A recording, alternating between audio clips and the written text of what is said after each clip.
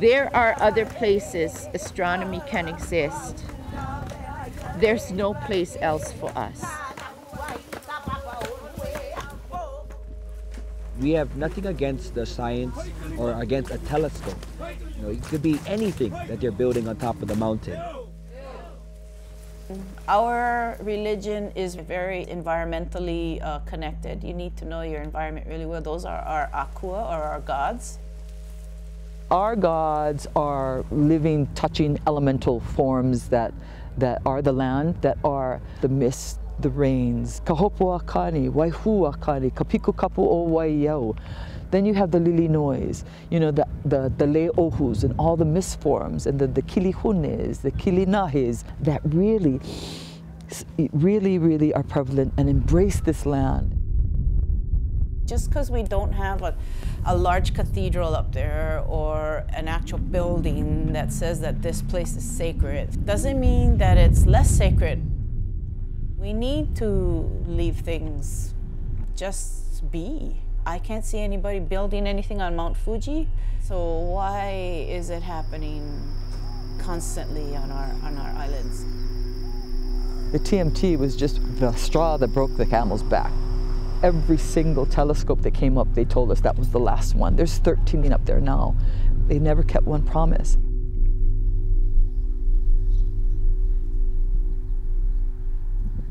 Since July 15th, Native Hawaiian protesters have formed something of a community of resistance on Mauna Kea to stop construction of the 30-meter telescope, which everyone just calls the TMT, from being built on the summit of this dormant, sacred volcano.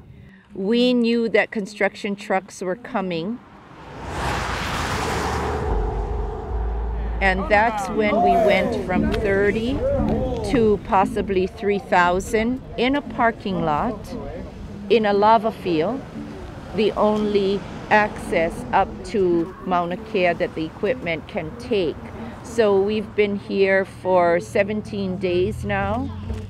Please don't think that you can stay up past 10 and make big noise. There are keiki and kupuna everywhere that we all need to hear moi. What if they come in the middle of the night? We're getting kind of relaxed here, aren't we? You know, they could come at any time. They might not, and they probably won't, but we are here to protect the Mauna. This is not our pa'ina and not our camping trip. So what is the 30-meter telescope, and why Mauna Kea? Mauna Kea is the best place in the Northern Hemisphere, if not the world, for studying the universe, and there's no doubt about that. You know, this is a 30-meter telescope. The size of its mirror is 10 times the size of the Hubble Space Telescope.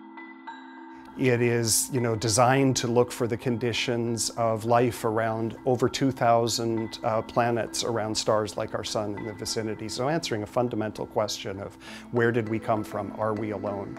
Just to get this out of the way, no one actually knows what's going to happen with the TMT project. In the meantime, Hawaiian celebrities are adding their voice to the movement. We are not going anywhere. And more or less, the loudest voices in this, those positions haven't really changed in a decade. We are determined to be here for as long as it takes. Well, Mauna Kea remains our preferred choice to build TMT, and we have followed a process for 10 years in order to get the right to do so. So, you know, that's our hope and expectation we will. We are excited, I guess, or we are thankful that these greater conversations are happening, and we look forward to, you know, maybe Hawaii being a beacon for the world. So, astronomers want to build this telescope to look back in time into the origins of the universe, of where we came from. And in a way, those are the exact same discussions that protesters are having. So Pu'uhuluhulu is the house of knowledge for everything up in the sky. If you're a Hawaiian, I mean, you really end up becoming an educator half the time, because we're always having to justify why we're doing what we're doing. And then you also end up becoming a social worker too as well, because we do have generational trauma that we have to work through. our Hawaiian history and my Hawaiian culture, it skipped my generation. So I didn't learn the language. I barely knew the history and everything.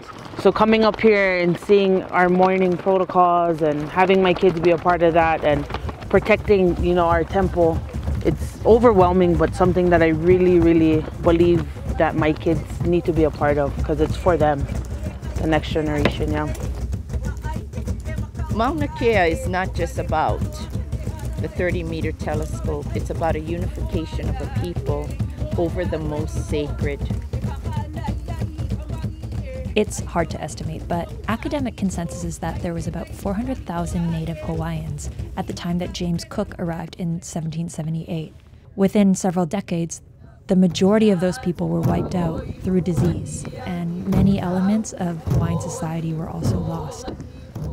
But one of the more interesting things that did survive was the kumalipo, an oral chant over 2,000 lines long that explains the connection between the universe and the earth below, and how Mauna Kea, the tallest point in the world if measured from the base of the ocean, is the meeting point between those two realms. So we spoke with Larry Kimura, oftentimes called the grandfather of Hawaiian language revitalization. He's now giving Hawaiian names to some of the discoveries found in part through Mauna Kea's observatories, and he also has an unpublished translation of the prelude to the kumalipo. This is how the Hawaiian origin chant begins. O ke au I kahuli vela kahonua. When fundamental space altered through heat, when the cosmos altered turning inside out. Lole kalani.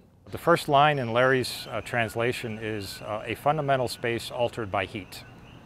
So every astronomer out there will recognize that as, well, it sounds a lot like the Big Bang. Absolute, intense darkness. It is simply darkness, penetrating and fathomless. Very profound information that would have taken very brilliant people years probably to put everything together to make sense to themselves. How this great question about where we come from and how this space here has come to be is a very, I hope it's a common question among all people of the world. It certainly was for our people. Caught in the middle of this are the international scientists who work for the 13 observatories already on the mountain.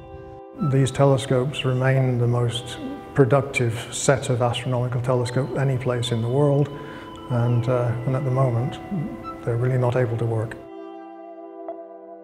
We are at the moment sort of collateral damage in a dispute that is really much broader than about astronomy and the mountain.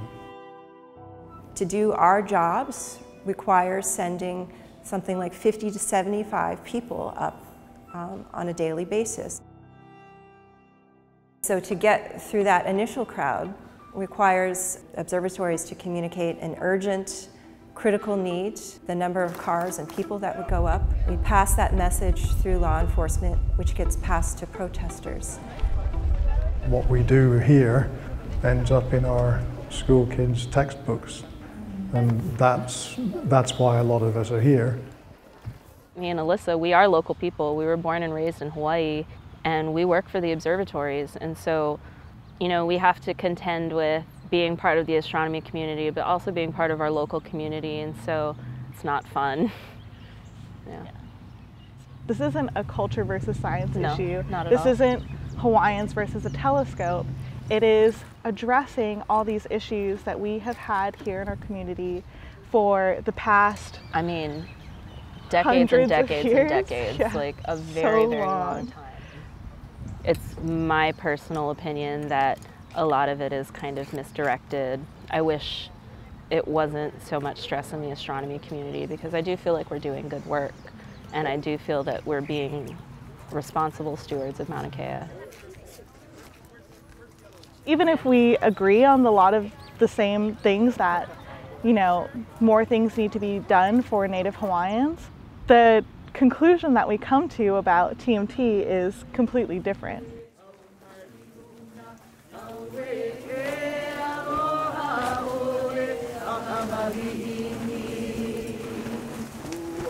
Yeah.